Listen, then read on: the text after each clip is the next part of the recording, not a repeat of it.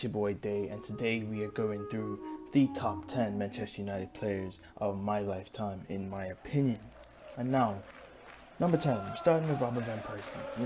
He was just glorious in his prime, on his day. He could just do any and everything, and moments that he created were just crazy. You know, my favorite moment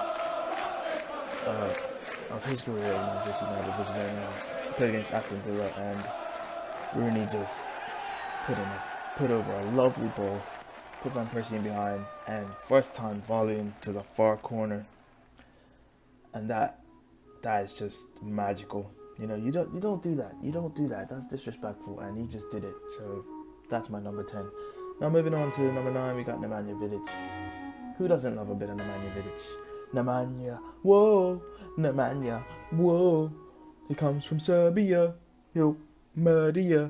The guy's he's just an absolute tank. You just don't get past Nemanja Vidic. He was just unbelievable.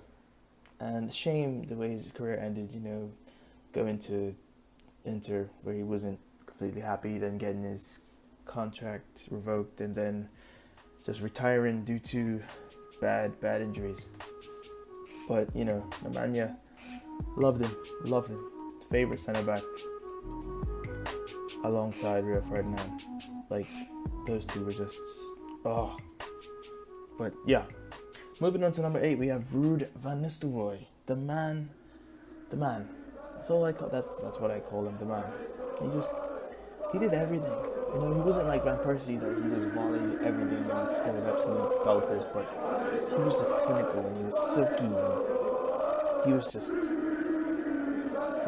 what I loved about a striker, and that's what we need at United right now. And I mean, Zlatan's doing a job, but if we had Van Nistelrooy like he played back in the day, oh boy, we'd be in a different place right now.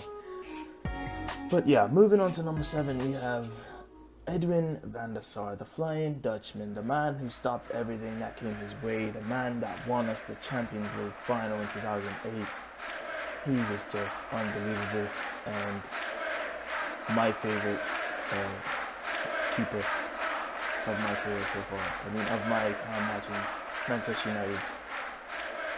David Gea is very close, but Van der Sar takes the cake for me. In saying that, I'm not saying Peter Schmeichel is not the greatest keeper ever. I'm just saying that I didn't get to see much of him. I know how good he was, but Van der Sar is my favorite. Now moving on to number 6, we got Rio Ferdinand, the best ball-playing centre-back that England has ever seen. When people say John Stones will be like him, you are wrong. You are wrong. People say John Stones will be better than him. I'm saying what I say to them. You are wrong. Okay, Rio Ferdinand was a great defender, a great ball-playing centre-back. He came out of defence with no fear, and he didn't fail. Not often. Not that I remember, to be honest. But you don't remember failures. But Ferdinand was just consistent, and he was a leader, and he just was solid. That's why he and Vidic worked so hard together and worked so well, because Vidic was just that rock, and Ferdinand was almost like he was just Ferdinand. No, you can't compare Ferdinand to anyone else. Ferdinand was Ferdinand. John Stones is supposed to be the next Ferdinand. You model him after Ferdinand because that's how good he was. But I loved him. I still do. And I hope he can get involved in Manchester United's coaching staff sometime in the future, because we could use someone like him behind the scenes. Speaking of people we could use behind the scenes, number 5, Paul Scholes. Like I said in my best 11 of my lifetime, if you don't know about Paul Scholes and you are a football fan, you need to check yourself, because he is an absolute legend. He just did everything right. He ran the midfield, he took control, and he is the king of the Hollywood pass. Okay, he is the king of making just beautiful passes and scoring amazing goals. He is the top goal-scoring Englishman in the Champions League. He scored that great volley against Barcelona that got us through the semi-final. The man is he has so much history and is so talented, and if we had someone like him in the team right now, oh boy, you just don't like Manchester United. You know, the old Manchester United is just so good, man. You look at it and you're like, wow. The Paul Scholes. Anyway, moving on to number 4, I've gone with David Beckham, and that is because he just.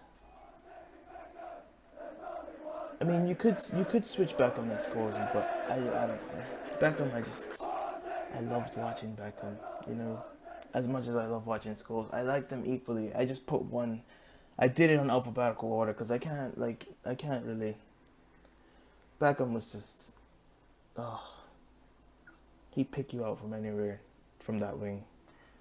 Much like Scholes, which is why he works so well as a central midfielder, and he just free kicks, bend it like Beckham. You have your own saying, like. What more do you need to say? Everyone knows who David Beckham is, even if you don't watch football. But if you know what he did on the field, then you know. But moving on to number 3. Remember, this is in my opinion. I've gone with Wayne Rooney at number 3 because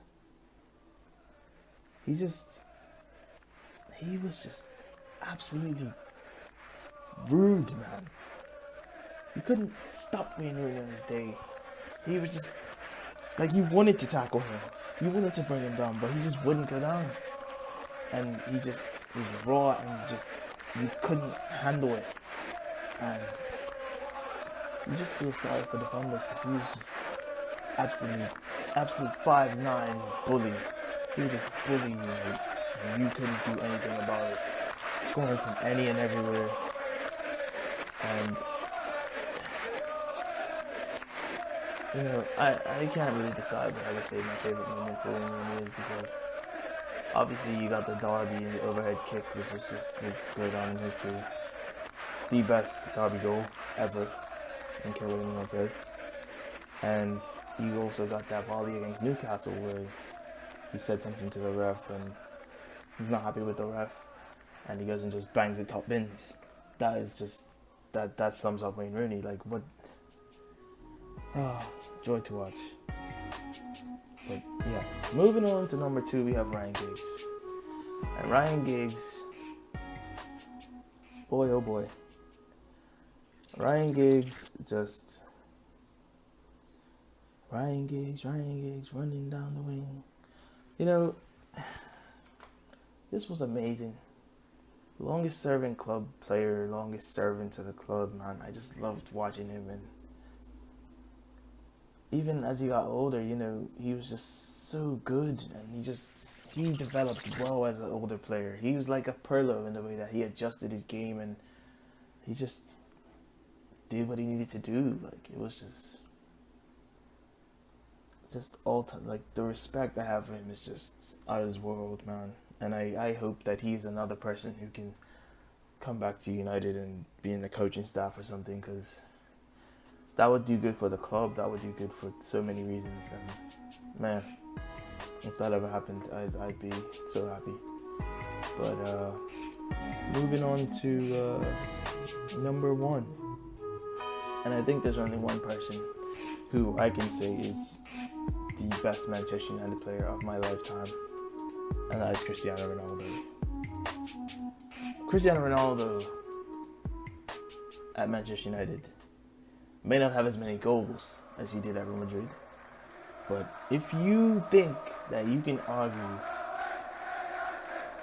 that he plays better at Real Madrid than he did at Manchester United, you are crazy. Okay, he was so much more entertaining to watch at Manchester United, and he was just as brilliant. The only difference is that he got older at Real Madrid, and that's where he started to mature in his game, and he obviously was more clinical.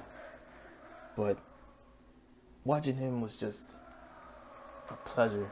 Like, the man just did any and everything. His knuckleball is better than anyone's I've ever seen, and he just did anything. Like, left and right foot don't matter, headers don't matter. He'd take on anyone faster than anyone, and you just love to watch him. Just an absolute legend. But he is my number one in the top 10 of my lifetime.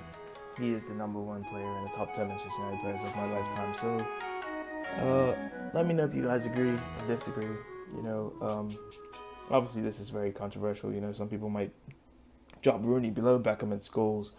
Some people might put Van Nistelrooy higher than Ferdinand, but this is just my opinion. So let me know what you guys think. Please drop a like, subscribe. It's been your boy Day. This has been Footy Talk. Peace.